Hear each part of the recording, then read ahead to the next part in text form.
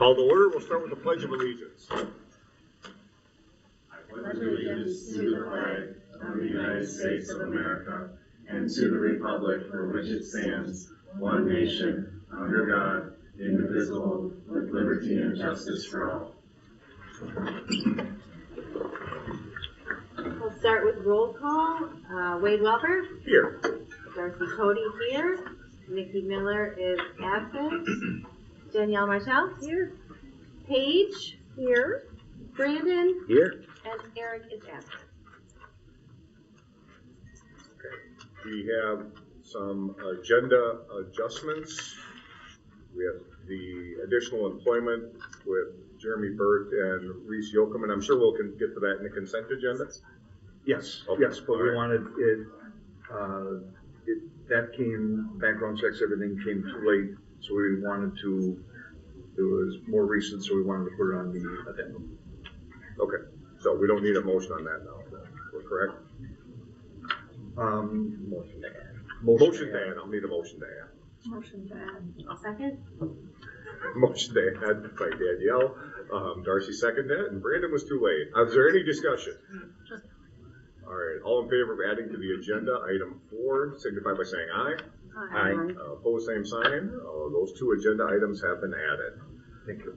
All right, any announcements? Doesn't look like it. Any community input? Hi there. No community input. Simona? I got it right. Yeah. Fantastic. You can do your student board member report. Okay, so last week was a little stressful with finals, but we all worked really hard, so we're just really glad that it's over. I'm really excited for the new semester, to get some new classes, a fresh start and everything. And it's also the seniors' last semester, so we're pretty excited. A little scared, but mostly excited. This week was the first week of parking passes. It's been going well. Our winter activities are still in full swing. We have our 1X subsection competition this weekend, so excited for that. And then for our clubs, we're planning FCCLA week for FCCLA, so we're just going to do some dress up and some playing games at lunch. And then for Interact, which is like a Rotary group, we're making sandwiches for WIN, which is a homeless shelter, this weekend. So, yeah. Okay, wonderful. Thank you. Thank you. Thank you. Parking's going good? Yep. Fantastic. Good to hear. All right. Any questions for us? We will not judge you if you leave early, okay? All right. All right. Board member reports. We can start with Darcy. Oh, let's see. I attended district-wide staff development. I feel like it was a long time ago, but it really wasn't. I'm not sure remember what we talked about. But they have everything all planned out. I know we were planning into next year and re-looking at some more calendar things, and then oversight works hard and sticks to their agenda quite diligently. So that's all I have. Okay. Paige? I was just going to say we had a great conference last week in the cities, a lot of different sessions. They were very interesting, a lot to choose from. So that was good, very good. Brandon? I don't have anything to report. Okay. I went to the same conference at the cities. It was good. It's good to talk to the other school districts and find out we're all in the same boat. We're all trying to do the same thing with limited resources and trying to do the best for our kids. So nice to talk to all those folks. Great conference. All right. Administrative reports. Jacob. Yeah. What you got? Changing the semester. I mean, as Simona mentioned, that we had finals last week. There's been a shift, more so this year than I've seen in the past, of people wanting to offer more traditional final exams. So we're going to update for next year and have an actual schedule during this semester. That hasn't been something we've seen a lot of at semester. And I don't know if that is a piece of AI becoming more prevalent, or we want to do something in the classroom as a final assessment as opposed to taking stuff home. That's my guess, but that was something that we did notice. So to help alleviate some of that stress, spreading it out a little bit more. So that's something that we'll look at for next year. We already do it at the end of the year, so it's a matter of switching that and having that semester as well. Pretty simple. Yeah, pretty easy switch. But then along with that, we get schedule changes and everything else coming up. In there, did talk a little bit about the difference between PSEO and online, and then our traditional classes, and then also have a chart in there that talks about failure rates, because I know that's something you guys have brought up a little bit. Then again, I was guessing at the in-person, because I wrote this last week. If you want to scroll down just a little bit more right there. So we ended up actually having, I believe it was 23 in-person that were no credit. So that's about a 1.2, 1.3%. So again, 35 was the most it could have been, but obviously some kids turn in late work or retake a test or things like that right at the end. So ended up with, again, about a 1.2, 1.3. You can see how that compares to our online and PSEO. And that's pretty consistent if I go back and I look at any semester, that our online is about 2 to 3 times our in-person, and our PSEO is about double to 3 times what the online is. And the big reason there is that we don't have any oversight, any knowledge, any of that stuff on the online or PSEO. So it's completely on the kid. And as one parent told me when my kid was lying to me the whole time about how much they had done, and I said, we have no way to double check that. So that's that piece that for some, it is very successful and super effective. But if it's a student who is not mature enough to handle that, isn't able or willing to ask for help when they need it, it comes back to bite them. We have a senior who's going to have to do credit recovery in order to graduate because of an online PSEO course that they did. So it gets tricky. It's a double-edged sword for sure. But I know that's something you guys have asked about. So again, it's about 22 or 23. So 1.2, 1.3% for in-person. And then we have registration coming up. So, first semester ends and we jump right into registration for the next year. That'll be in the month of February. So the week of February 9th is when students will get all of their information about next year's courses, how to register, what are the requirements for that specific grade level, all of that stuff. The week after, there's no school on Monday. Tuesday will be the parent meeting, so any parents who want to attend. It's typically very well attended by the 8th grade parents, and not so much after that. So that is there. We do it every year, and then students are going to register in social studies classrooms this year. We're trying that a little bit differently. Typically, we've done it in flex, so it is they're registering with classroom teacher. We're going to have Ms. Hankey go into specific social studies classes so that she can answer more targeted questions. So that'll be coming up again. That'll be third week in February. And then that week after, we'll do the current 8th graders with their registration. So Ms. Hankey will go into, I think it's English classes. English classes and do that. And then catch up any of the seniors who are missing. So. And then last item, Lancer Spotlight. Not sure if people are aware of this group, so just kind of wanted to bring a little light to it. So this is a kind of new group. Last year when we had the Mental Health and Wellness Day, we talked about suicide awareness and prevention. And we had a community group that created and ran a community event alongside that. So that group felt like things worked really well. They really liked that role. So it became a permanent group. So it's the La Crescent Emotional Wellness Connection is that group. So Teresa O'Donnell Ebner is the chair of that group.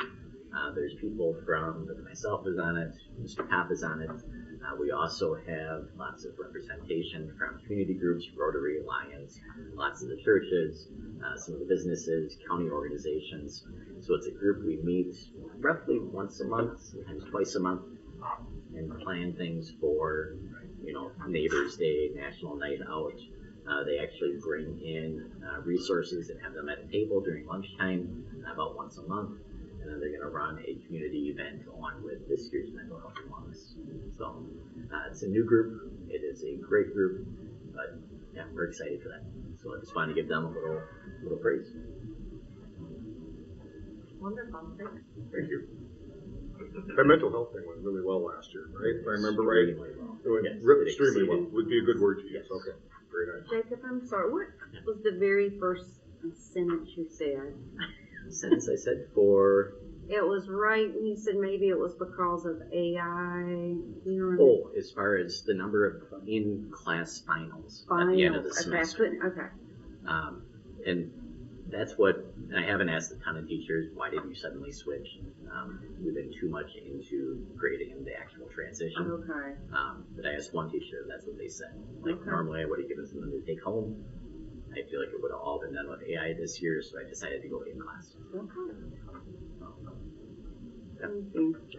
And just one more about registration. I think it's great. Miss Yankee is gonna like help register each kid. Is that what this is saying? Like She will in be that in class? social studies classes, so it'll be a group of 20 to 25 kids that will be doing the registration during class period. Yeah, I think So that'll it's help a little lot. easier for her to answer those questions. It was a lot of, well, I'll have to call and ask the guys.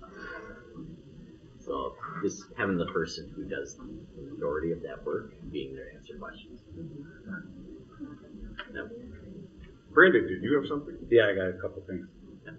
So you mentioned that the teachers do choose to give it at the end of the year. What's the difference between the classes then, from the first class to the second class? Like, why would they choose to do an in-person? Oh, most of our classes are year-round, like it's a full year course. So they've done a final assessment at the end of the school year as opposed to And mid-semester. how does that affect like GPA and stuff like that? Is it treated as one course? Nope, you get a grade for each semester. Grade for each. So Yeah. I guess then why wouldn't there be a summative assessment at the end of each course? They've done the mid-year as more of a project-based typically, Okay. or paper to take home, or something that Even though they're wasn't counted the- as individual classes? Yep. Okay. And then my other question, that's why I just, Yeah. my other question is that when you throw dad in front of Brandon, he goes Mhm. crazy. The online, of the 21 that are online, Mhm. are they each, I mean, 'cause the number of courses, so like a student is choosing to take like one, on average, like one online course, so we have them like 80% of the time? Correct. Yeah. And then the PSEO, was the issue, and maybe you can't answer this, and that's understandable, but the parents do have access if it's PSEO, if they sign a waiver. If the student signs a waiver, yes. Okay. Okay. I was just making sure that.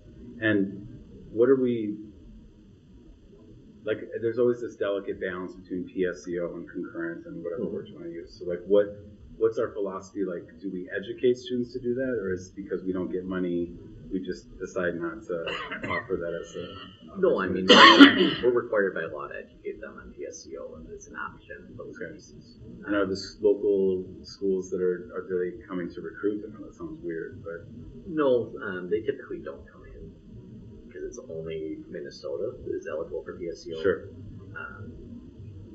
It's So- something that students can pull up on the website that we're required to give them and see what colleges are options. So of the 28 that are PSEO, are they 50%, or like, are they taking 2 I or think 3 we have and then the 4 rest of us? students who are full-time PSEO. Okay. So they would be taking, out of those courses, those 4 students account for a third of them. Okay. The majority of our students take one or two classes. 1 to 2. Yeah. Okay. And isn't it just cheaper doing it that way than the college courses when they attend college? Cheaper for whom? Like parents. So Mine never did it. Now Right. I look back, but I believe because those credits transfer. sometimes, Yeah, assuming there's an articulation agreement. Right. And it's Well, wait, if it's PSEO, yeah, they're taking the actual college course. And It's they- whether it matriculates to the To- high school. right. A lot of them do it to get those credits. Yeah. And then don't have to. Parents are not paying for that. And Well, so that's a good question. Do the parents have to pay for the PSEO? no. that comes out of our budget. So talk more about that. So both for online and PSEO, any student who takes a class outside of our school, which both PSEO and online are considered outside of our school, their funding is then split up into 12ths. Got it. So for every course they take, 1/12 of their funding goes with them. Is it a discounted rate, or do we ever? Whatever our funding is from the state, to that student, so that per pupil unit gets divided by 12, and then 1/12 for every course goes to the other school. Okay. Yeah. So if you were a student and you took Yeah. 3 classes at Winona State, Sure. 3/12 of your funding goes to Winona State instead of coming here. That's 25%. Mhm. Yeah. I had to remind him that. So, and the tricky piece, I also have a math degree. I know, that's why I thought it was funnier, because I don't. the tricky piece is, if they're full-time, Yeah. all of their funding goes, but we still have a lot of costs that we incur But you for that can't student. count them as a student then? Correct. So we get 0 funding for them, but we still need But we still have to- responsibility. And we still only have, so like, and how does the funding model switch if we have, a concurrent? Concurrent enrollment, we get 100% of the student's funding. And then But we only pay offer for that the with state. math because of degrees? Because we only have We one. only have teacher one certified. teacher. Yeah. Because I had asked this, I think, like a year ago. Yeah. So is there interest of current teachers wanting to do that, or is it not an interest? It's tricky, and this gets into a whole Yeah. conversation. But the short version, the state of Minnesota allows people with less credentialing than is currently offered to teach in current enrollment. MnSCU faculty rejected the proposal Okay. and chose to keep it at you need a master's Yeah. plus In that so many credits in the content In area. the content. Do you know what it is? I'm just curious. Master's plus 16. 16 or 16? So most of our educators Don't have the masters in specific, yeah, education. Right. Yep. So Okay. they don't have master's credits in their discipline. And this gets into a little bit of negotiations piece. What Yeah. motivation do they have to pay for extra credits that really do nothing for them other than the Help our district can students. teach a course? But you could argue that they're helping our students, just like Paige said, get ahead. Yep. On Oh, yeah. maybe You could- some you like the certainly comps could argue or that. speech or that Yes. kind of stuff. Yeah. So that's motivation. It is, but I hear you. when it comes to financial piece. Yep. And it's keeping people with those credentials if you want to keep offering that year after year, because now it's tied, I'm just telling you, that's what happens though. It has to be, it's the person. Yeah. So you think you have it, and they might take another position. Well, it's possible, but I would say people who, I'll keep my mouth shut. Yeah. So I would say it's unlikely, because I think our teachers are very dedicated to our students, and they're not going to jump ship if they get 12 credit hours in addition. I hope not. So, but that's my opinion. Any other questions? Moving on to middle school. What you got? Yeah, we are finishing up Fast Bridge testing this week. I'd given you kind of that preview before. And then I think I wanted to just note the new state mandate in regards to our dyslexia screener, again, reminding you of that. Staff from all buildings did some training on how to do that screener, and now it's a matter of coming up with how, when, what, and how we're going to get that done for the second training that they're going to have to do. So we've got some folks that are MTSS in our buildings that are doing that training and coming up with the format and timeline for which we will need to screen kids. So that happened. Some training happened last week with our staff as they were doing the Fast Bridge. And also just thought it was important for you to know, like, that other hat, we all wear some different hats on the district assessment coordinator. And so at this point, we are in the process of entering some accommodations for students that are needing them for the MCAs, or we actually, or the WIDA, which is the EL screener and EL test as well, access test. So I did do a link on there for you to just if you wanted to understand our process and protocol that we had to go ahead and complete this year for an audit that we had. And with the help of Jeff and Jacob, we did that this fall. Randomly, we are selected to be audited for that. So we had done that, and things came back with just a few things to tweak, and we're set to go now. with all of that. So we're revamping how things are going to look for our staff just a little bit to tighten things up and be more consistent, I think, across the district. I think I've informed these guys of that. So we'll move ahead there. But just thought it was important for you to kind of know some of those other things that I am doing as well. We had,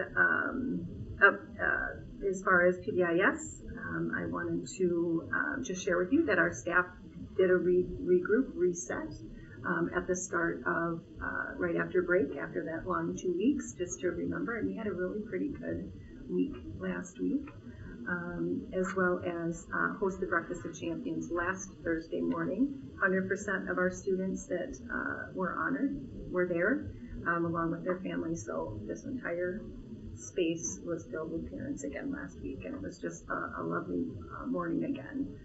And then we were able to honor Miss Von Arx as staff of the week. I actually didn't anticipate her being here tonight, but she's here. But again, you probably saw this go out from Teresa last week, but she just does a lot of things above and beyond her role as special ed teacher. But we're very grateful to have her as a leader at our school and in our district. Staff development and mentorship. Mentor mentee is another hat that I wear. That's outside of the school day, and it's actually one of my favorite things, getting to work with the newest staff. So January 6th was a one-on-one meeting, and then February 3rd we'll have another large group meeting. And Sarah Payne, I contemplated whether I wanted to go ahead and conduct that, but Sarah Payne is our partner that will come in and talk about best practices through HVED. She serves in that capacity, as well as Tier 1 interventions for students as well. So she came in last year, and this year we're just taking up some things, and she is excited to come in on February 3rd for our new staff. And I think it's just been a really, really positive thing for our teachers and sort of all certified staff.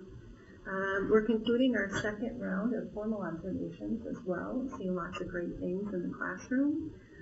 Group projects, active learning, and math again. That's what's been great. It's just fun to see our staff implementing some best practices throughout the year, and seeing those new certified staff too really showing some great growth from the beginning of the year as well. And then again, just sharing the mental health and wellness day planning and the subcommittee, and now grade levels we're having all of our grade levels this year a part of it, and they're starting to do that planning now in the next month before our day gets here. So thanks to Mr. Feldman again for really spearheading this last year, getting those details down, and then doing the same thing this year, leading that subgroup as well. But I think our staff is really excited about the topic this year, and the impact that it will have for our kids. So that's it. Any questions? Any questions? I have something on the MCA testing. I think last year we talked about something about how we can improve that, like donuts, doing a whole bunch of, well, you bring up a good point. Can I also piggyback up? Oh, yeah, absolutely. Yeah, this is a question. I just know we were looking to kind of ramp it up, because everyone who doesn't take it, we get knocked down. Correct. Okay. It's a zero. So, but I would like to share with the group, though, unfortunately, as I was doing some extra training this week, we are shifting to the MCA 4 for reading, because we have new standards. So it says in bold print, highlighted, that we should not expect to see growth this year, because it's a new test on new standards. So they come out with some things that are different. There's a compare MCA 3s to MCA 4. There's some format. There's some Tier 1 tools that are added from a technology standpoint. So all of those things we're going to be talking about. But yes, we want to encourage our parents to have their kids take the MCA, because we do want a snapshot of where we're at. And with implementing our new curriculum at the middle school level, hopeful that, we start to see some more alignment. But also they create these some student resources too, where kids can take a look at it. I think a couple of decades ago, they shared, don't teach to the test, okay, right? But you got to teach what's on the test and what the format of the test is, or else kids, it's like ACT prep, right? You need to have them go in or using the same vocabulary. So some of those things are what we are working on. But from a district-wide, it will be, this is why there is a correlation between the MCA scores and ACT. Now that ACT or college entrance exams are starting to be, after COVID, they kind of were relaxed. Now they're coming back. So I think it's important for us to educate our high school parents as well as our middle school parents that they do matter and there is a relationship. So, did you have a specific question? Well, my thing, I think just because we talked about strategic planning, that's something very easy to measure each time is how many people are taking it. And if we can increase that, and that can be a goal of ours, I think some of the teachers even said back in the day, many years ago, that we made it a bigger deal. Yeah. And again, donuts, food, let's sell this, it's important. And I think we have to sell it more. And I think that's something we can measure moving forward. I think our staff, actually, I asked staff last year, what have you done? What should we do? How can I support? So we get mints. We have, all snacks. We make sure that they not only get breakfast, but that we have snacks for them as well. We do, I know that the staff have done it, but further to parents too. I believe for middle school families last year, shared that as well. But again, it is one snapshot. That's why we talk about we want to do well. We want our kids to improve. We want our curriculum to be aligned with the state standards. That said, FastBridge is something that is progress monitored, and we're able to see those skills. We want to see growth there. So that's why I bring to you our data, because that data is really focused on the student's individual strengths and growth, as opposed to one snapshot of whether our curriculum is aligned. I'm not doing the opposite of what you're asking. No, I'm just explaining it. Some the importance of it, how it affects the district, what parents and kids know. Yeah, because really, in essence, a kid sitting down and take the test, even hitting the speed rounds, it's still better than him not taking it at all, him or her. Not like we want to promote the speed round, but I'm just saying that. Okay. I will say though, my last comment about it in regards to FastBridge is we did have to tell students this time, hey, guess what? We need to know your skills. In IEP meetings, I've said it too, we have to know your skills. You may have to do you either might have to do it over, or you have to do this other screener if you don't do the best. If you do the screener, it's okay. We want to be able to help you and see if you need extra support. But if you don't do your best and you speed through it, those two things, or one of those two things are likely going to happen. The CAPT screener, and it did impact some of the kids. That's what the feedback I got. And I think the shift to MCA4s is going to be an interesting. Yeah. Because science switched last year, Yep. and statewide proficiency was 26%. So we'll see what happens. Paige loves testing, so she might have a question. So just to be clear, students with IEPs with accommodations, they still count. We still get credit. Yes. For even with the accommodations modifications. Yeah. Okay. We do tend to we encourage we have opt-outs in our special education that will happen because teams talk about it. Sometimes parents will push that they don't take MTAS or an MCA. Okay. The MTAS is a accommodated test for students with significant disabilities.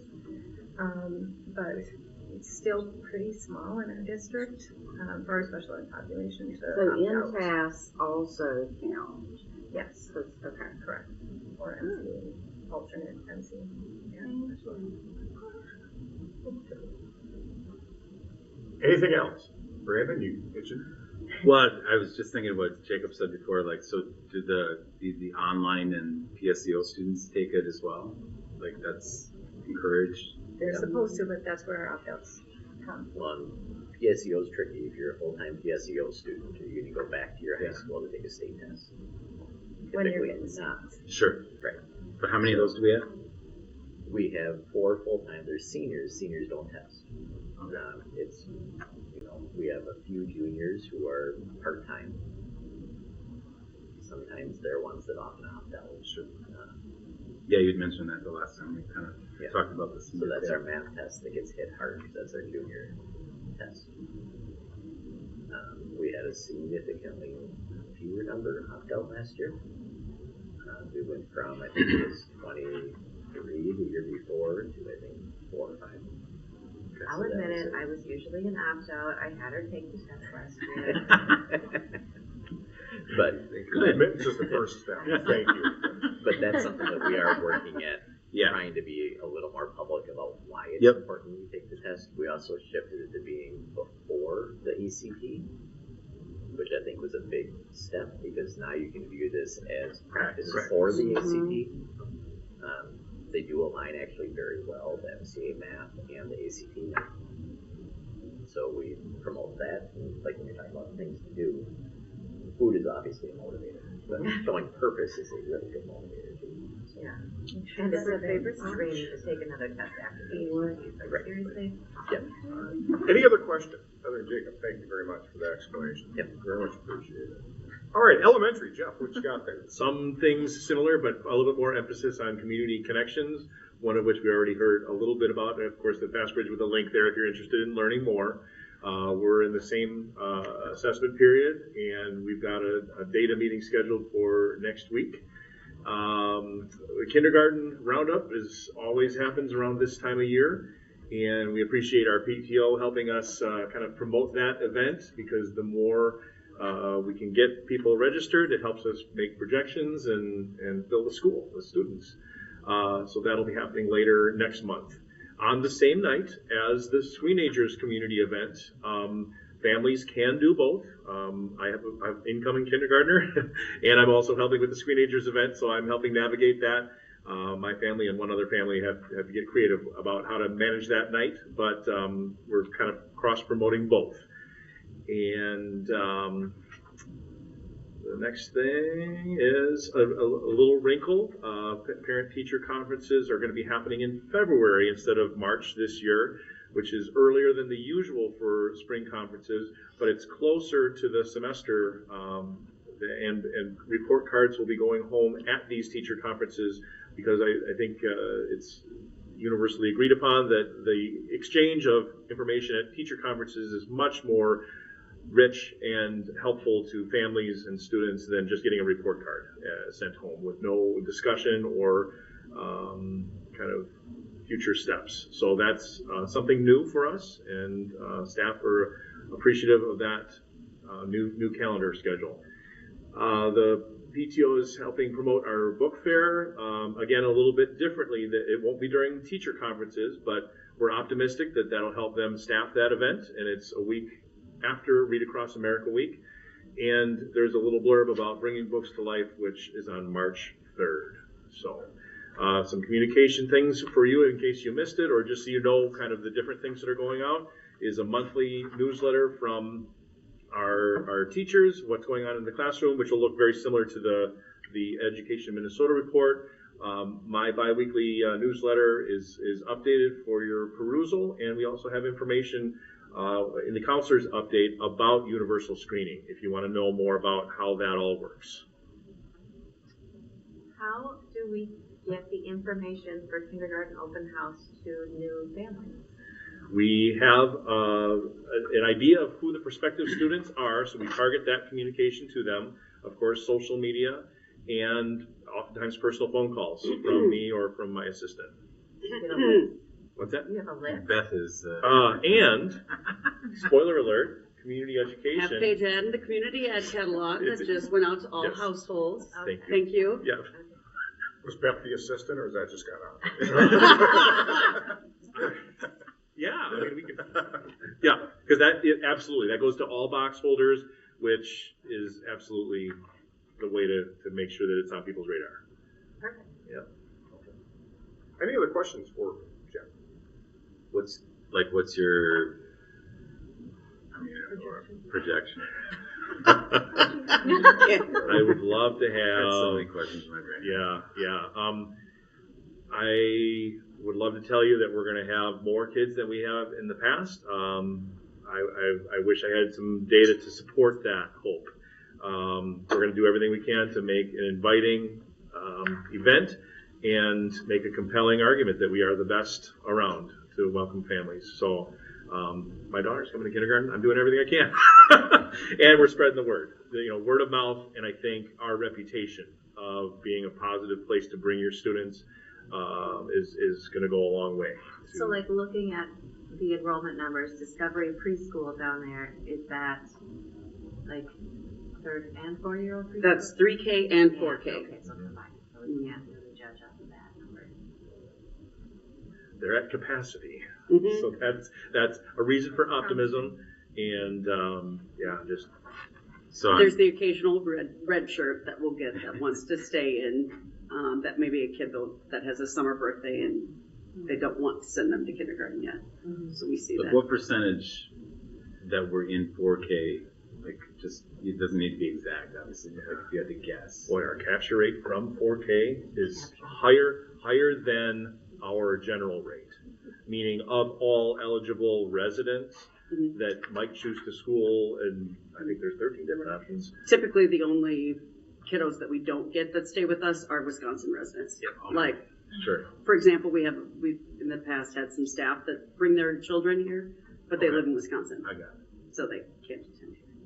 We should do like a refer a friend, something for Discovery Preschool going into kindergarten families, like, hey, tell your friends in Wisconsin and you get a blah, blah, blah. Well, and you do have to be a But Minnesota you gotta resident. move here No, before that's you what I send mean, your kid. yeah, like Yep, if it's yep. their first kid, I mean, that's Right. potential. I mean, I'd move my kid was just Danielle will going cook into you meals kindergarten. for a week.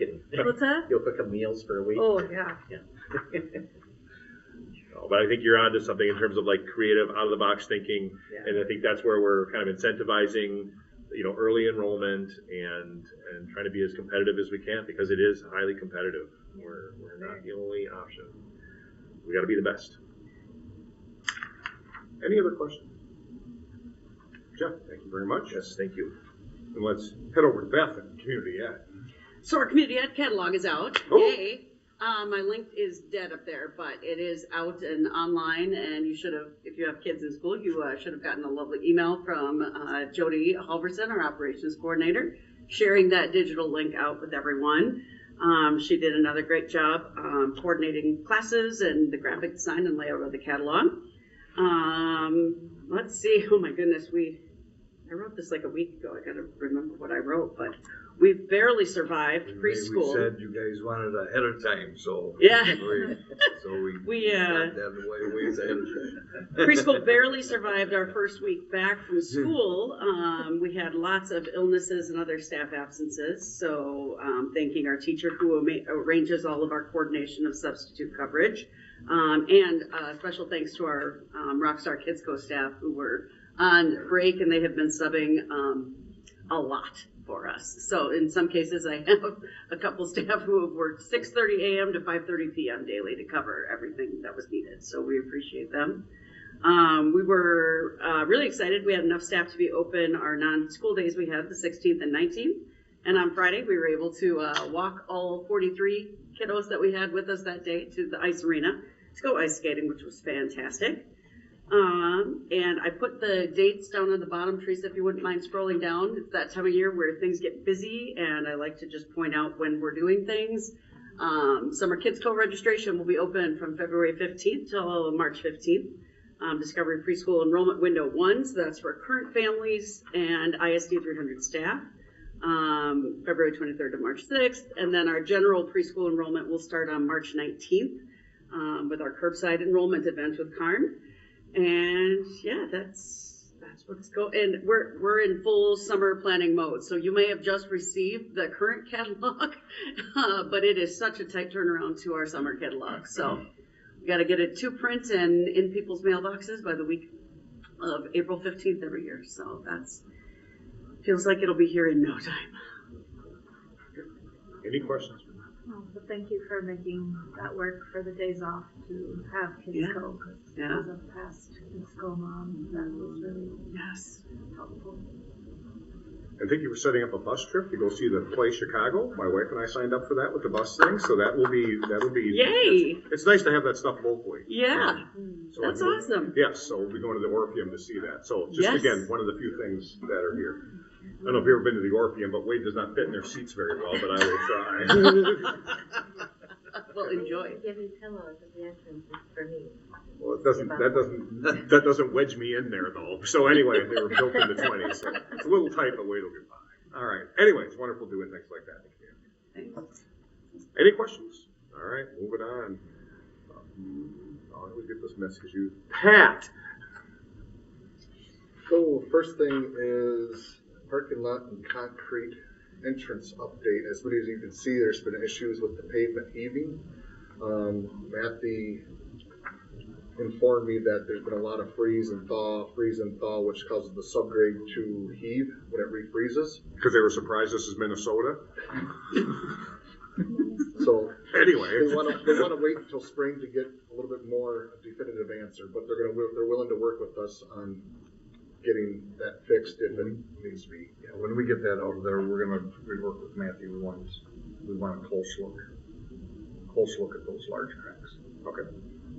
Because they did it Was it 2 a years ago that we just did it? About 2 years ago. Was it a complete removal and? Mm-hmm. Oh, geez, that doesn't look good. For 2.5 years old. The length and the size of the cracks are what worry me. The length and the size. So. But when did the cracks start? Was it this winter? Within about last 2 to 2.5 months. But it was installed 2 years ago? Correct. They're pretty good size. Mm-hmm. Oh, I saw it. Yeah, it's like a land of lost type thing. But you got a pretty good wide thing there. Yeah, is that where the pond is? When you come in, it will look like a pond. Mm-hmm. That's our duck pond. We'll have some Uh-huh. pretty soon, like- That is, we will not. Drain right next to it. Patrick and I will stay on top of that with Matthew. Patrick, do you have the information of who did our parking lot before it was redone? I do not. Or I'm how sure long was that done. lasted? I think that was done back in probably the addition, 99, 2000. If I was to venture to guess. Can we make a note and maybe Sure don't make things check, like they used see. to. No. what's it? So they sure don't make things like they used No. to. But Matthew's very good, and I know they've already made a commitment. Matthew's kind of trying to make this right. So They have said that. Oh, great. They have said that. They just said until we get the freezing comes out of the ground, Nothing there's really really not a whole lot for them to do. So no, they are not poo-pooing it, and they're not doing that. But they said we'll have to wait till spring. So there's a chance this weekend could make it much worse. It's They're supposed to be exploding trees. Yeah. it's interesting with the maple syrup. Second time I've heard about this. yeah, I came up on our leadership. Lived here for 60 years. I've never seen a tree explode. But anyway. I'm sorry. Yeah, Pat, we're really good. See, this is why we said you could maybe skip these things. So anyway. So there's that, and then talking with Weezer, their superintendent was on site, and he looked at the railing, the issues where a lot of these are actually happening is right around the railings.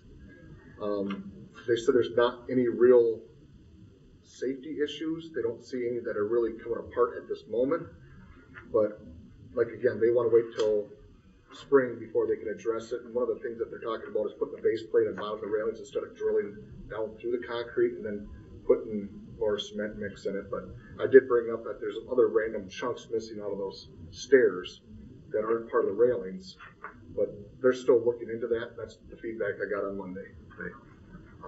Staffing up. I know I believe they'll take it seriously also.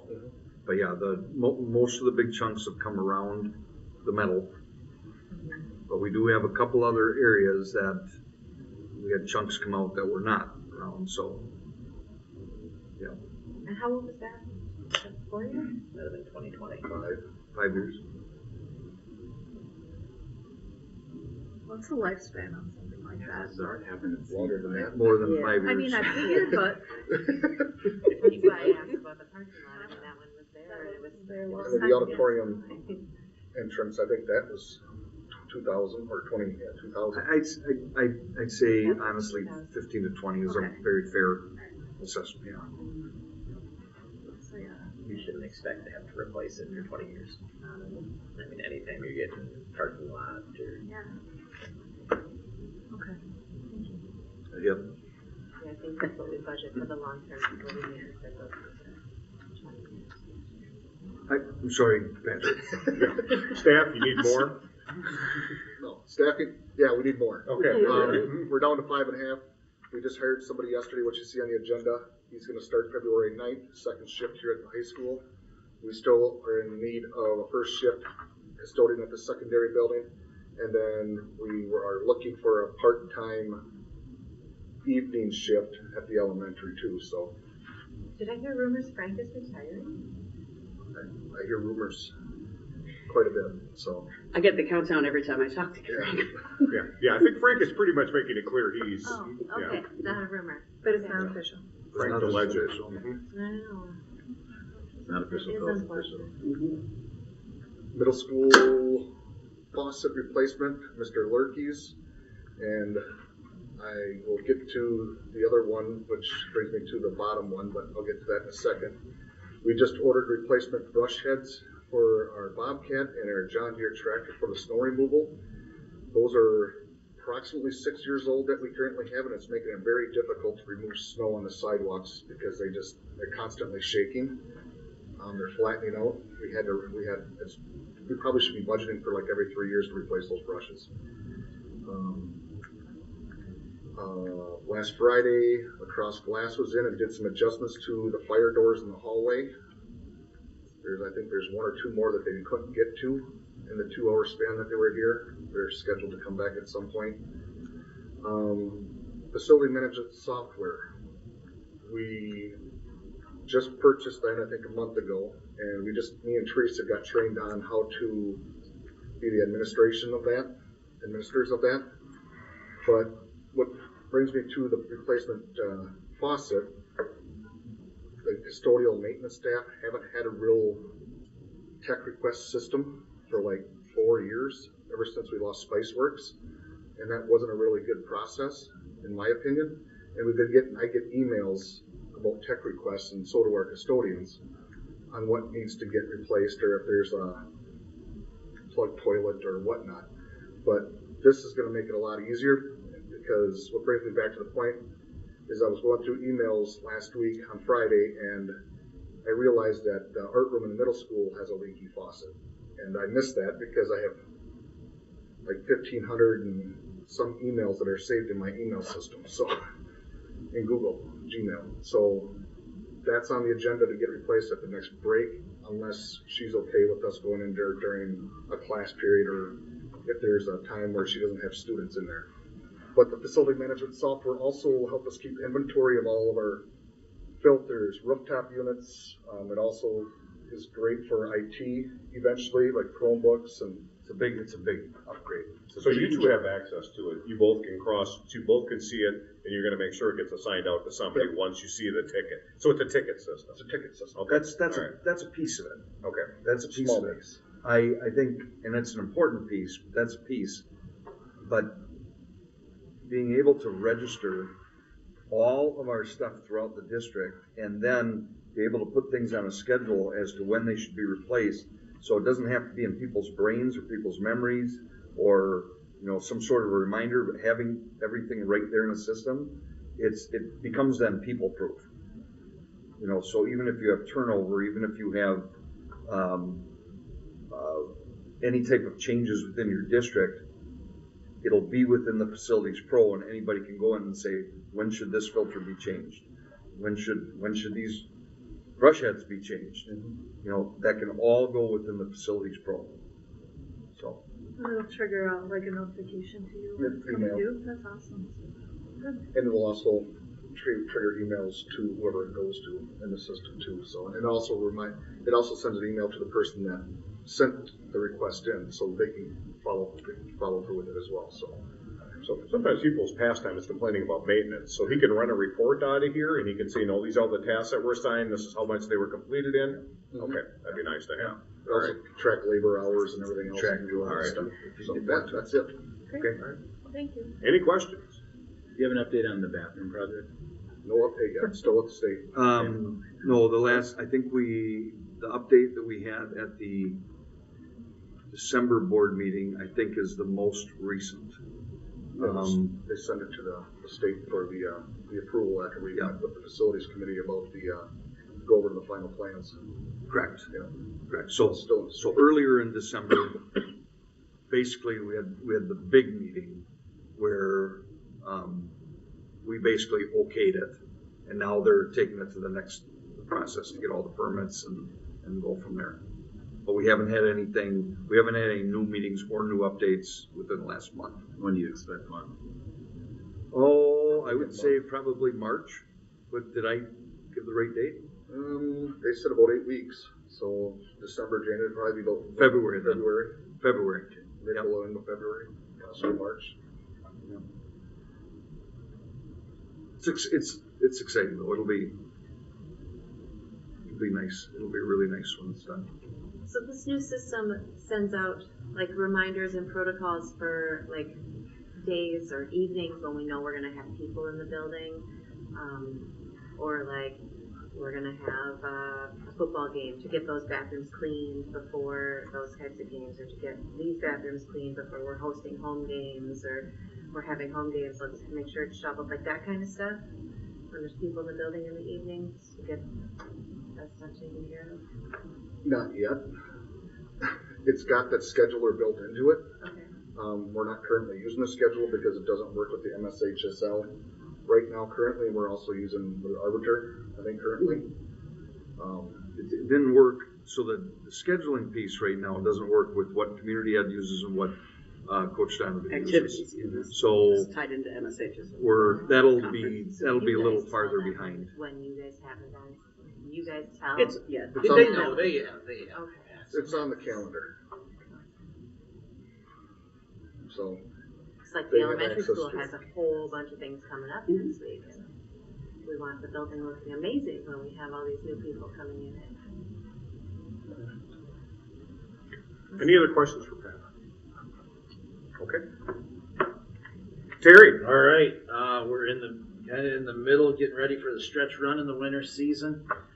If anybody was at our girls basketball, so when I wrote this was last week, and we had just had an absolute thrilling game of girls basketball. So I know Darcy was here because her daughter, but the gym was so exciting, and the girls double overtime win. Were you there, Brandon? Yeah, my daughter was Oh, that's right. Yeah, they danced at halftime. dancing at halftime. Yeah, so I mean, it was actual just an electric atmosphere in there.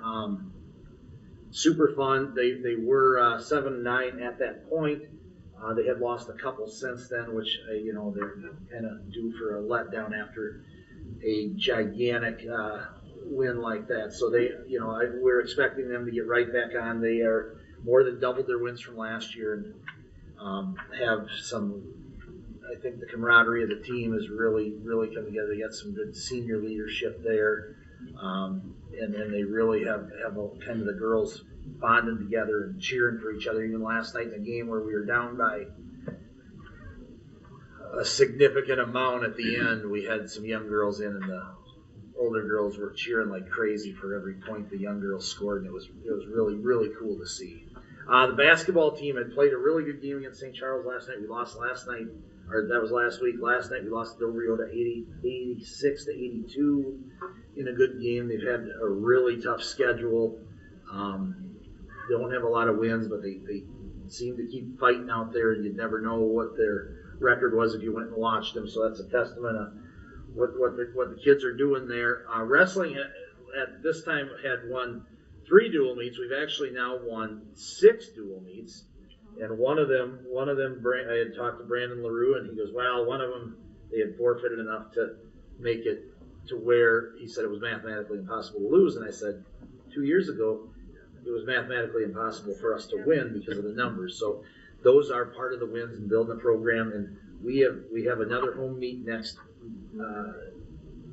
Monday, and we have some kids that are really improving. We have one that's going to make a run for state. We have a couple girls that can go to state, and I think we have one that's make a deep run at state, and we have a few other kids that are going to make a real big push at sections to qualify. So they are improving every single time I see them and every day. So they're really fun to watch. Our hockey team on this was 5-8 when I did this. We are 6-10. I do think in our next 6 games we're probably going to get, I would say we'll be at 500 after the next 6 games if looking at what the schedule is. They're, again, new coach and everything. They've come a ways where they're starting to get some lines that really play together pretty well right now. And as they hopefully can make a really good run down the stretch, they look like they will probably be the 8th seed in the section and play an 8-9 playing game. So we will have one extra game at home. And again, it's against a team that we've beaten, so that should be able to take us get to play on the road for one there. Our one-act play, we did compete in Caledonia last week. We got some feedback that they were working on. They are actually in Rushford on Saturday. And they got kind of a pretty deep play. They're going to do one public performance here, but it's kind of a set in different time where they jump back and forth on some different things. And I'm going down Saturday. Super excited to see that. And then our robotics is up full speed running, getting prepared for their 2 competitions that they have. Our spring kickoff night will be March 5th, and then we'll do a coaches meeting ahead of that, and then have all of our spring teams meet with their spring coaches. If you haven't seen, we've been doing a Lancer weekly show that highlights kids from our different activities, and so we do it on YouTube, and then we post it on Facebook. So maybe that's something if we can kind of get more and more out there, so we can highlight some of the kids that do some cool things there. And then I am going to host an activities meeting on March 18th, 5 p.m. And I did send out some invites to that. And then a quick update on our schedules. Friday, because of the cold weather, we're moving the games. The girls' game that was in DeSoto has got moved to February 3rd in DeSoto. And the boys' game that we're hosting Goodhue is moved from Friday to a week from Saturday on January 31st. So that's it. Any questions? I had a question. Yeah. School is not canceled on Friday, is it? Yeah. No. But we're moving the games. Okay. I no problem saying this in front of everybody. If the forecast stays as it is, more than likely, the school will be canceled on Friday. And then my philosophy is I would try to get out ahead of that for the families as soon as possible so they can make plans. So, for example, tomorrow, if the forecast has not changed, I would look late afternoon or early evening to even make the call so that the families have that plenty in advance. So if James or school's canceled Friday, what about Saturday games? They're good to go. We still have to go. Everything. Well,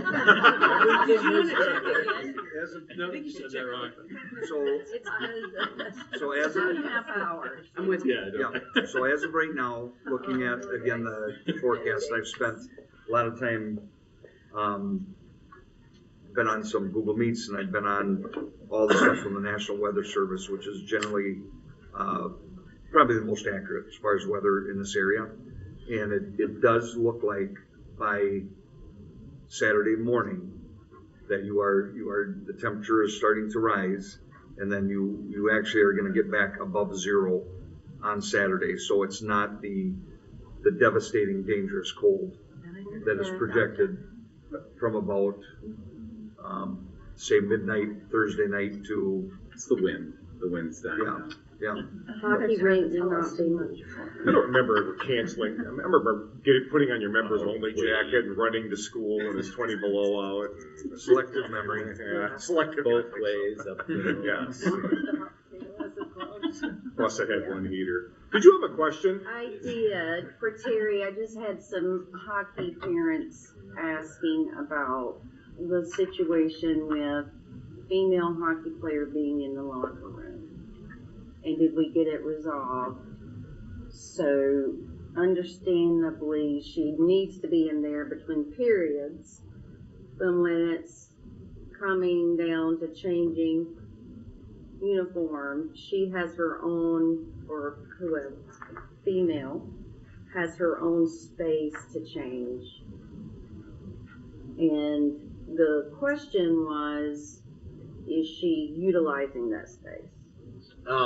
So I think you can answer this more in any sport that has males and females, what the expectation is, both home and away. Yeah, home and away, our expectation is that there is a separate locker room or changing room that they always have, both home and away.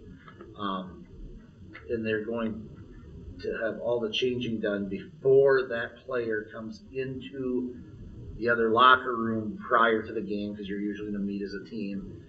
But all of the changing of anything, with the exception of maybe some of the pads and everything, our expectation, and has been reinforced with our coaches with multi-genders, or in that is the expectation, that they have their separate changing room. And we do reach out to opposing teams as well to let them know that we need locker rooms, whether that is in hockey or our wrestling, with the females. And we do the same when we bring, like, we have some challenges, obviously, when we have a triangular wrestling meet, and we have 3 teams here with girls and boys and limited locker rooms. So we're very cognizant of that and do that, but we did reinforce that is always our expectation. And I think you just reinforce that with coaches. That's the expectation that they're going to, enforce. Yeah, moving forward. So and they will make. We'll make. And that would be in any sport. Conveyed on every level that they take care of. That they monitor. Multi-gender sports like those 2 that were mentioned, is there male and female coaches or assistants or volunteer, like adults that are present for both of those teams? I can speak to mine in the past, because I had an all-male football staff, but I had females on my football teams many times. Oh, okay. And no, the females, we did not have the female that might have gone into the female restroom or to the female locker room, no, they were not monitored by one of our coaching staff, because it was entirely male. So it has been quite a few years since you were a football coach, and I know there's been a lot of legislation and court hearings and just a lot of things around this issue. I'm just wondering if, for our safety, we should try to have some volunteers. Well, can I interject on this? You're right. It's been a while, so I maybe should have just. It's in the news. Just it's be a quiet. topic. So one of the things that I can say that I am a champion for, and working on this too, and Darcy knows this because of her connection with our girls flag program, is right now most of the football coaches were male. Right, and just in general. So as we start a new sport, one of the main things I wanted to do was connect strong ladies to our program to be able to foster that to where they get there. Wrestling's probably on that right now, where we have to do a recruiting job. And we had one of the wrestling coach's daughters who wrestled here, Sterling Townsend, was coaching when she was here, but then she went on a mission trip. So she was involved in the program as a volunteer, but that is something that I think needs to be a recruiting process that I'll put on my shoulders, because our wrestling program is pretty big. The one-off one, say in our hockey, is probably a little tougher task on that. Not saying impossible, because there's tons of my daughter played hockey and would love to get into coaching, but she's a lot of them are wanting to coach on the girls' teams right now, and we're a couple of years where I think we'll have a girls' hockey team here as well. But that is something I take that seriously, Darcy, and I think that's something that we will work on, especially like in the immediate future. As we're getting into flag football, I think we got kind of a structure set there. But as we are looking more at wrestling in particular, that we will do a really good job. We now have some seniors that are graduating that will do a really good job on trying to get them back involved and being part of the program, because I do think that's important. And I just think for the safety of the school, having both adult genders available and there, you know, I love that we have the female assistant in basketball, like the supervision piece for us to keep everybody safe is huge. Beyond safe too, in that locker room situation, Right. you've heard some really disturbing stories out of Minnesota and Wisconsin of some hazing and some different things with bullying that happens there. And the coaches sometimes will be, their response usually is, I didn't know what's happening. And our response to that is, it's your job to know what's happening. So Terry, I know you do a nice, just please make sure that's continued with that supervision, that people always feel safe when they're in a sport. Yeah. Can I tell you back to my coaching? Yeah. Going back to 6 to 3. The females that I had actually changed in the with the volleyball girls. So there was volleyball coaches. They weren't part of my staff that were supervising, but there was supervision. It just wasn't part of my staff. So.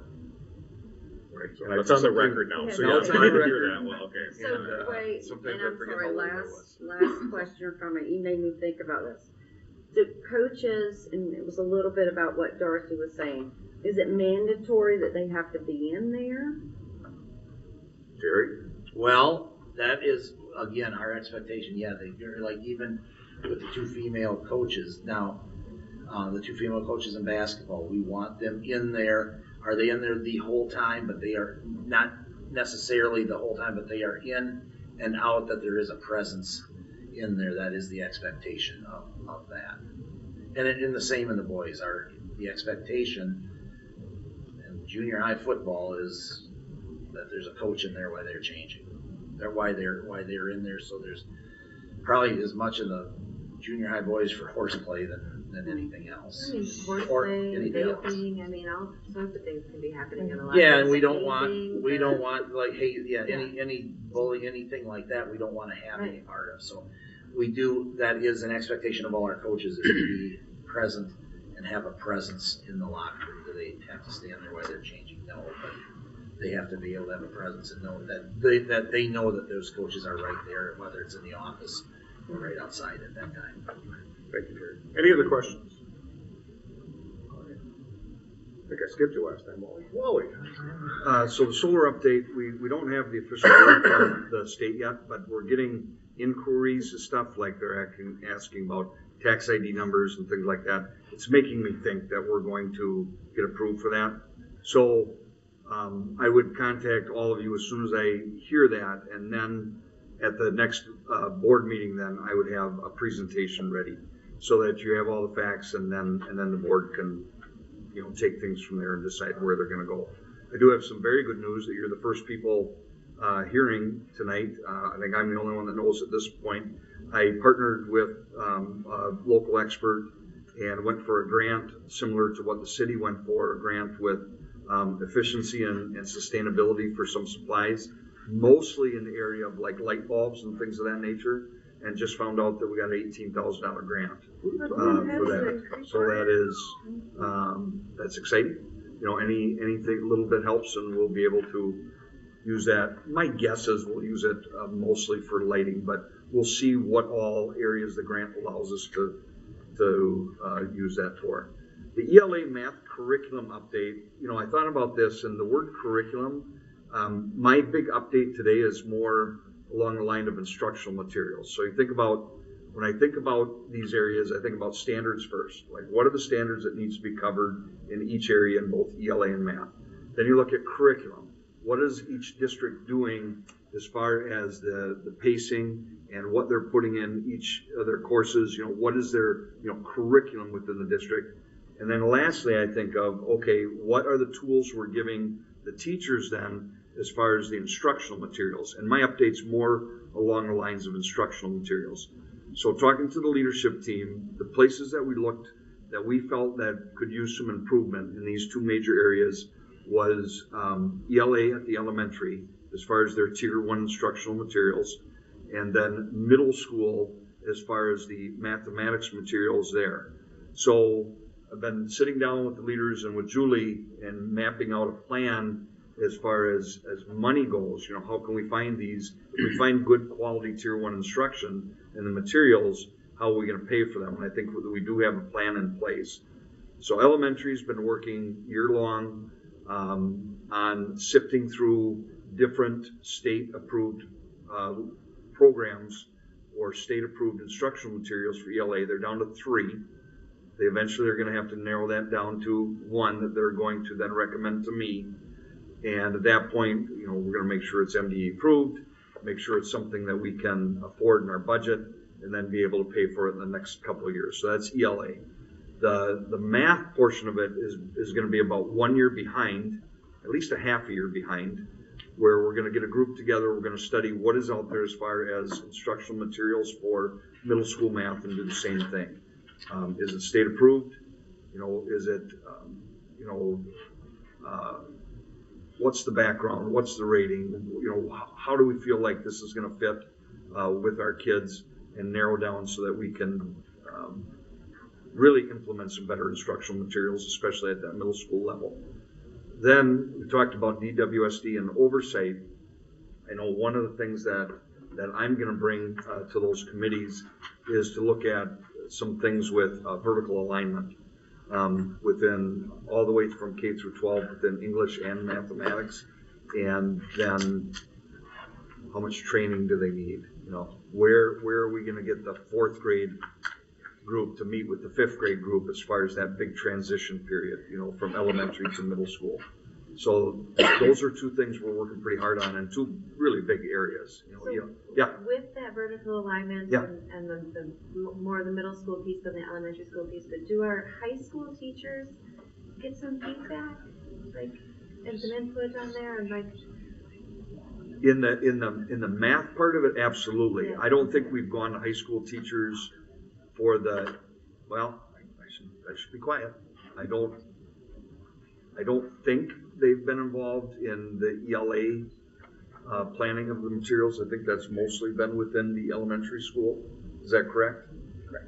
But then when I look at middle, 9th to 4th is quite a ways away. However, when we're looking at middle school math materials, I think absolutely you want to bring in high school mathematics teachers then to look at that. Just reminded me of some real positive news that I got recently talking to parents. They have some graduates who went on to science and math fields. They graduated within the last 5 years, and they said that they're so happy with the education their kids got here, and that their students felt very prepared going into the science and math field in college from the work that these teachers did. So wonderful to hear. It was really great to hear. I know we get caught up in those test scores and really discouraged, but that was really positive. So I just want to make sure that those teachers get, a say in what's coming up to them, because we know they're doing a fabulous job. It makes a lot of sense. The school board convention, I would reiterate, it was very good, and along with some of the sessions, a few of I had were stinkers, but some of them were very good. But then to be able to make those connections with other districts, other superintendents, and see that we're not alone here fighting our battles. That is nice to see and hear. So that was a positive, as 2 other people have already discussed here tonight. The committee's update. So this actually came from our reorganizational meeting. At the very end, we pulled up on their kind of an old list of committee members, when at some point they were meant to meet. And in talking with the board, I think we need to relook at that. So I'm going to go back to leadership, and we're going to look at the committees that are in place, or the committees that are no longer meeting, and why are they no longer meeting? Do we need them, or do we need to bring that back? For example, one of the things we're bringing back is the finance meetings. Then, when are they going to meet, and where do we have flexibility? So, for example, the safety one that I saw from that night was meant to be before or after a board meeting. Well, our expert can meet at 7 a.m. in the morning. So I want to find out from them, where do we have flexibility so we can bring it back to the intended times, and where, because of what's needed, who's needed to be on the committee, are we going to have those at other times? And then I'm going to bring those recommendations back to the board. and let you look them over and then give input, and then we'll go from there. I'd But that also- actually sprung from our reorganizational meeting. I'd also like to request, like, have whoever's on the committee have the meeting invite from the meeting organizer. Okay, Because that was my problem, is like, there were sometimes there wasn't a meeting, but I didn't know, or there, you know, it got moved, whatever it might be, there's been numerous. and what was mentioned there too is, which I learned, some people would like not only an email invite, but they would like a calendar invite. I remembered that from I need calendar invites. So. Sunday night, I got going on, that's not on The there. staffing update, part of it you heard from custodians, we're down 2.5, but we're shortly gonna be down 1.5. And Teresa's, worked to get those out on the, platforms that we use as far as advertising those areas. We are down still 1 cook, that is up right now, but we are down 1 cook. Paraprofessionals, we've had some turnover, 1 from a resignation and 2 from new needs of students that have transferred into our district that the IPs came with the needs for paraprofessionals. We have been able to fill all 3 of those paraprofessional.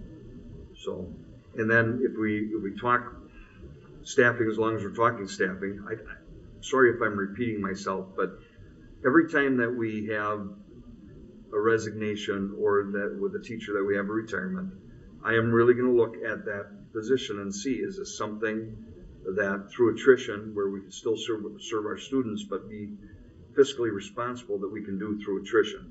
I would much rather right size us and get us the right fit in all these areas through attrition than I would through layoffs. I understand that it's my job, you know, eventually if we have to do that, but I'd much rather prefer to do that through attrition. So every time we have those, you know, I will look at that, take that seriously, and try to get us to the point where we truly are right-sized for our district.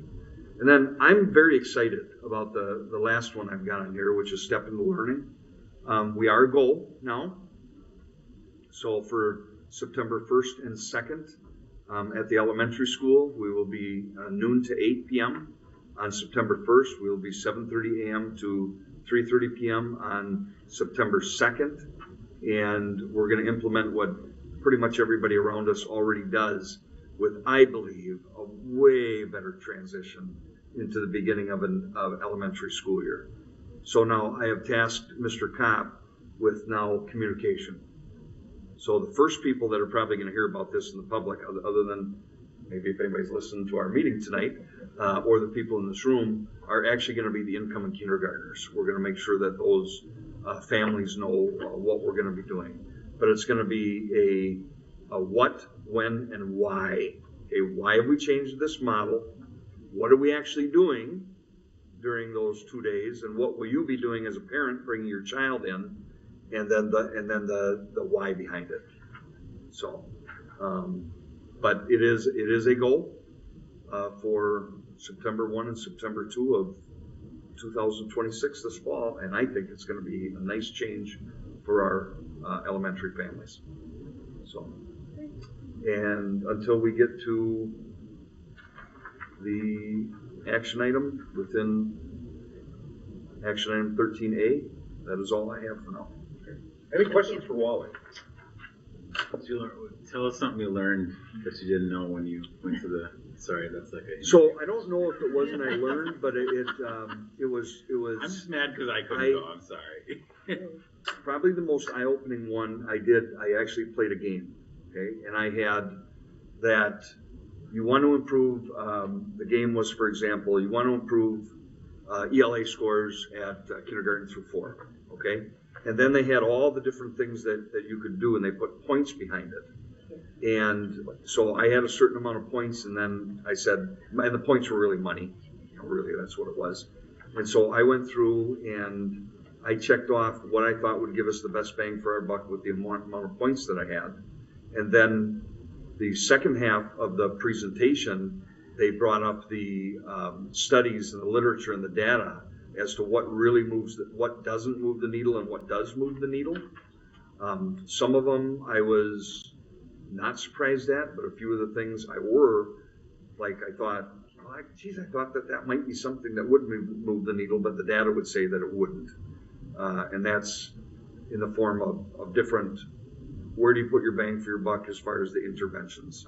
So that was probably my favorite session that I went to.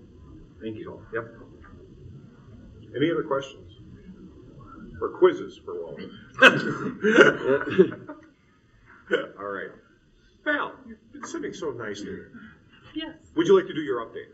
Yes, I'm going to keep it short and sweet. There have been a lot of great updates from everyone in the district, from teachers, all of the smiling faces from Discovery Pre-K up until 4th grade, doing a lot of Christmassy type of things, a lot of different gingerbread making, and families being able to come in at the kindergarten and maybe higher levels. Jeff, are there more than just kindergarten? Yeah, This was just pictures. The pre-K, K1 are really knocking it out of the park with community engagement, I would say.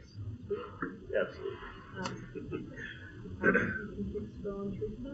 And for 1st grade, again, a lot of countdown activities, and a lot of snow making fun. And Miss Webb, she always keeps it fun and engaging for kids. They did a lot of science experiments and learning how feathers keep penguins warm and how blubber keeps beluga whales warm. So they got to do that and have fun with their reading buddies. 2nd grade, I thought it was great that they got to celebrate the 67th day of school. I'm sure that they had a blast with that. And then they got to explore different cultures around the world, including India, Germany, and Mexico. Next up, we got 3rd grade. More pictures of enjoying the outdoor fun when it's snowing here in Minnesota. More hands-on activities, making snowman with marshmallows and chopsticks, and decorating ugly sweaters. In 4th grade, they got to enjoy some boba from Impact. And they did fabulous on their division math test, and they're also working on electrical circuits and science. Some art pictures at the elementary, and the lovely students of the month for kindergarten through 4th grade. And Miss Grattan was the staff member of the month at the elementary school. And this is from Mrs. Nicolotti.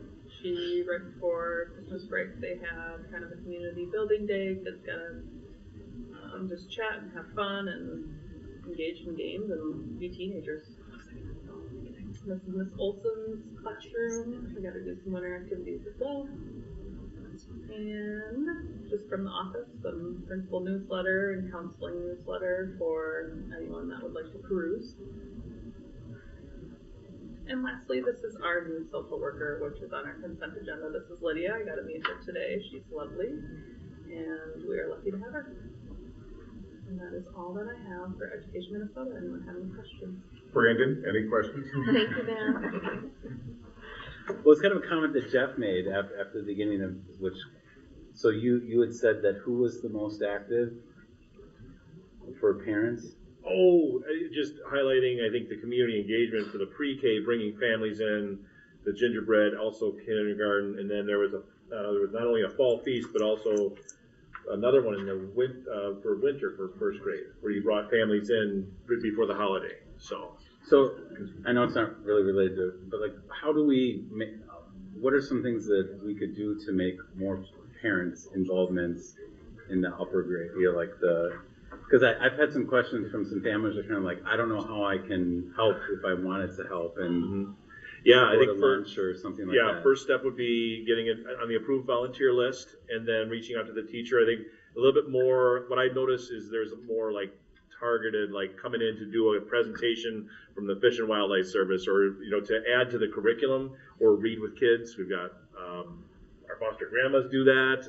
So there's all kinds of great ways to get involved. Reach out to me. And is that teacher driven that they want that, or is that more generally? Yeah.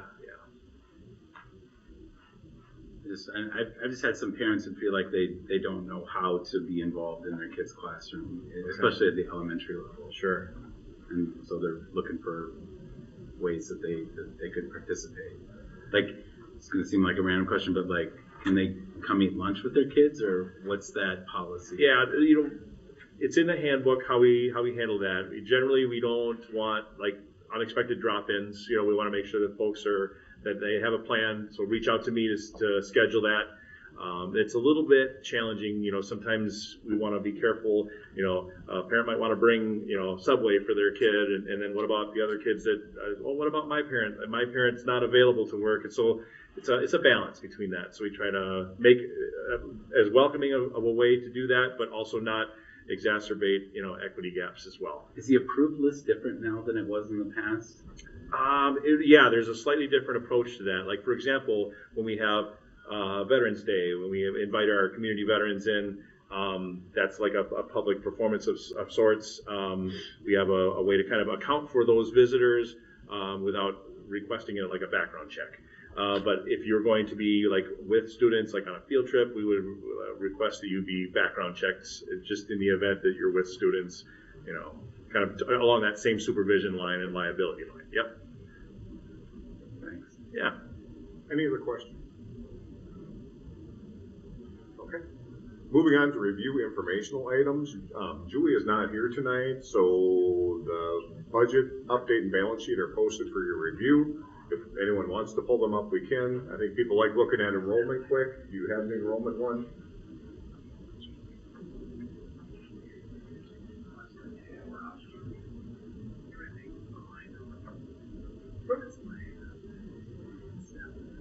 Questions on the enrollment? Can we pull up the behaviors too? Yep.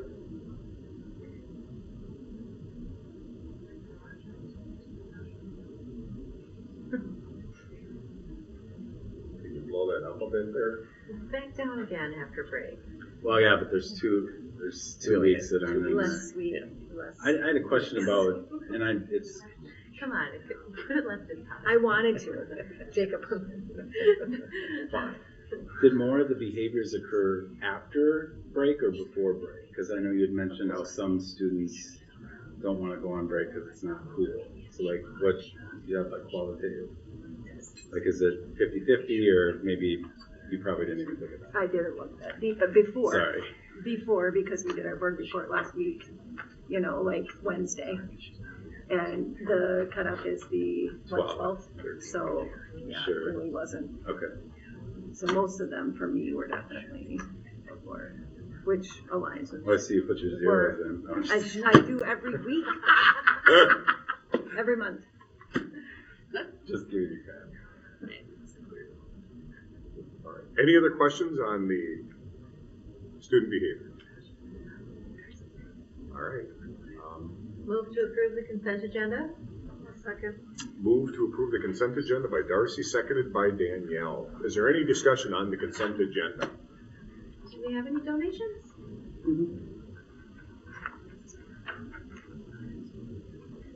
Were these thank yous signed last month, or do we need to get those thank yous out? I did not sign for these individuals. All right.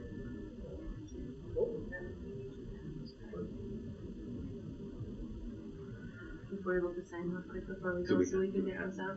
Do you have thank you postcards, Teresa, in your little handy box over there? Thank you. Let me see what we got. Can you shimmy over to the actual people who donated so we can? Beth Beat is on there. Can I see that? Well, Thank you, Beth.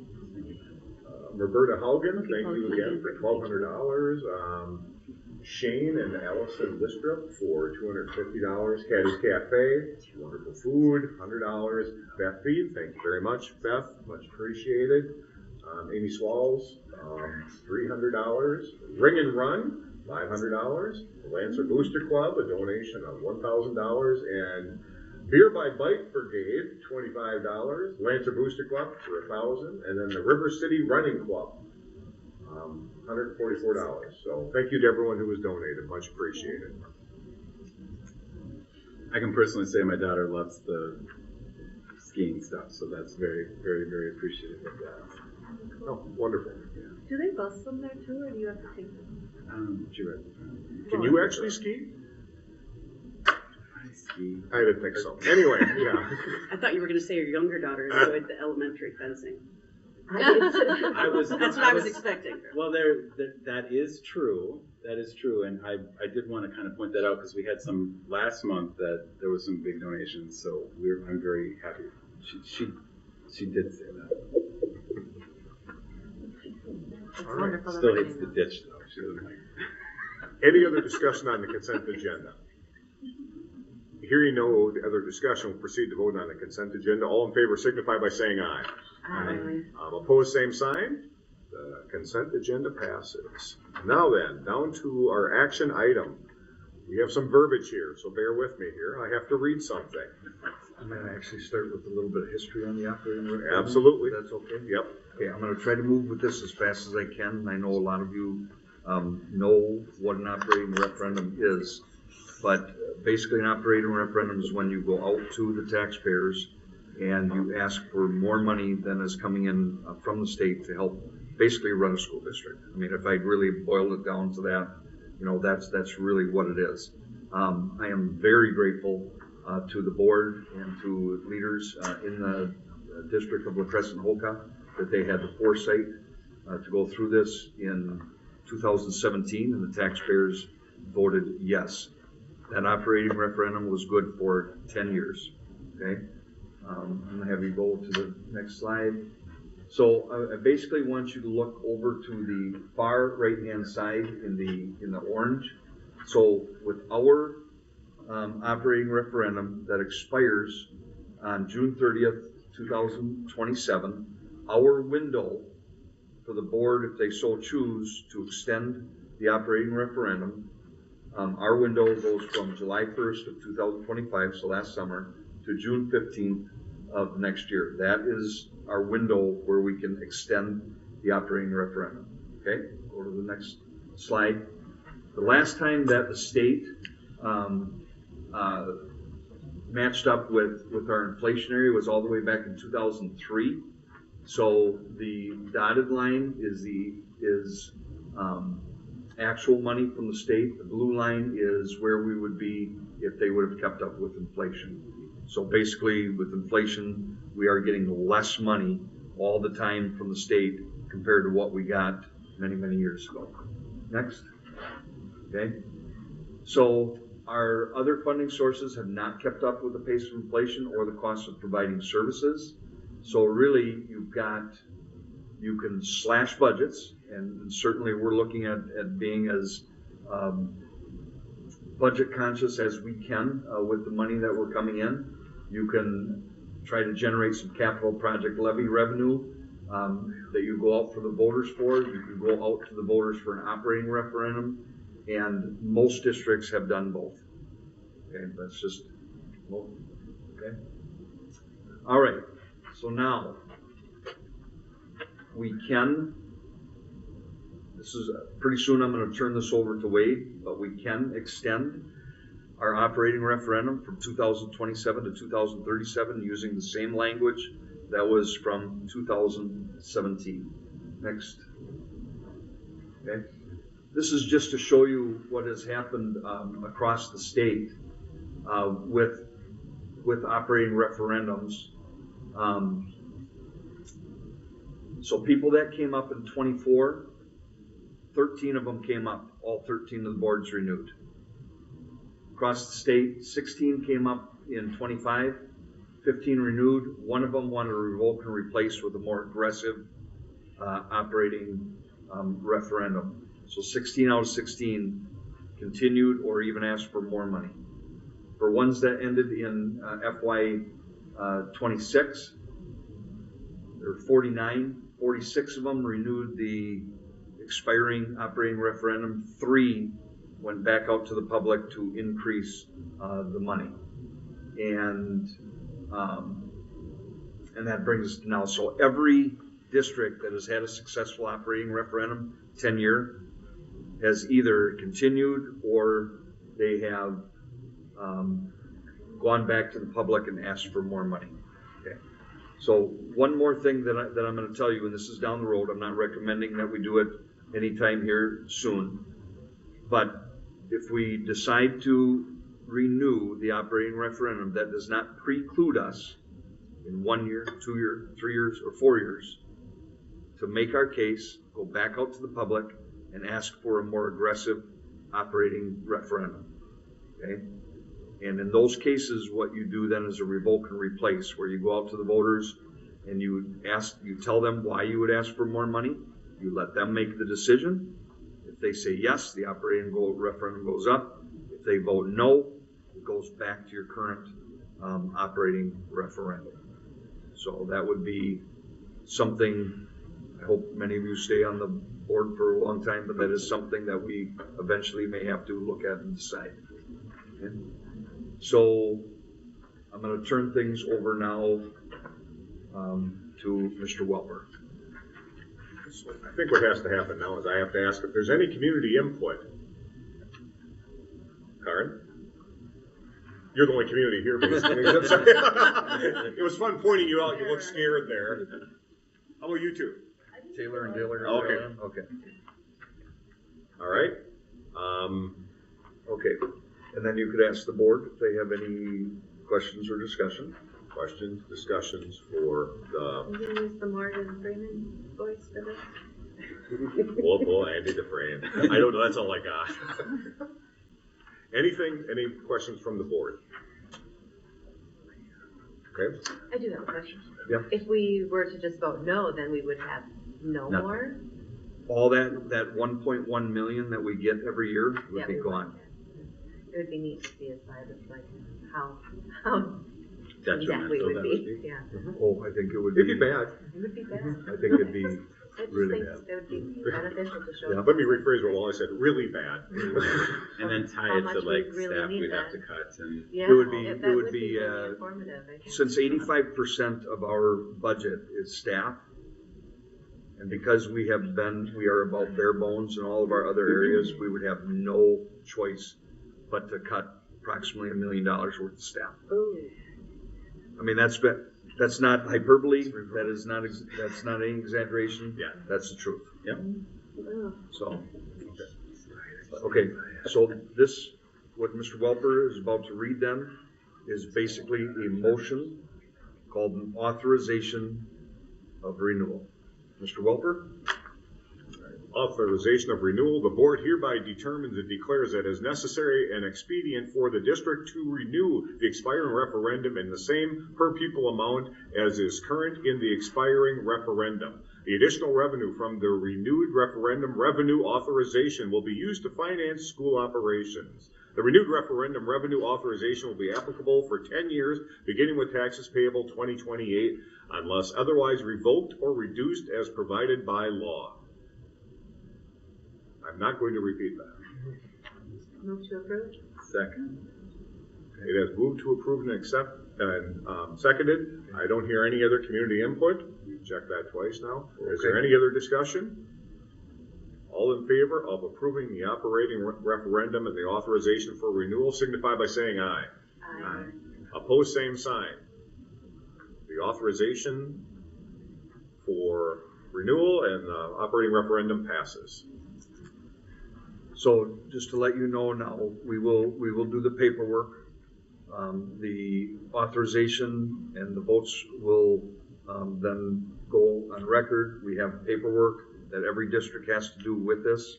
We'll get it signed by our clerk, and Ms. Coogan then will send it to the appropriate places.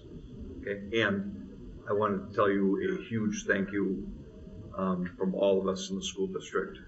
A huge thank you. So.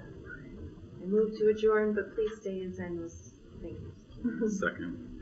The motion has been moved on and seconded to adjourn. All in favor signify by saying aye. Aye. Opposed, same sign. Adjourned.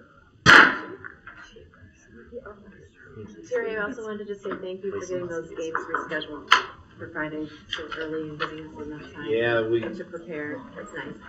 Did you stop recording? You don't want a phone call at the last minute? I don't. I mean, when we actually are spent in the gym. Yeah.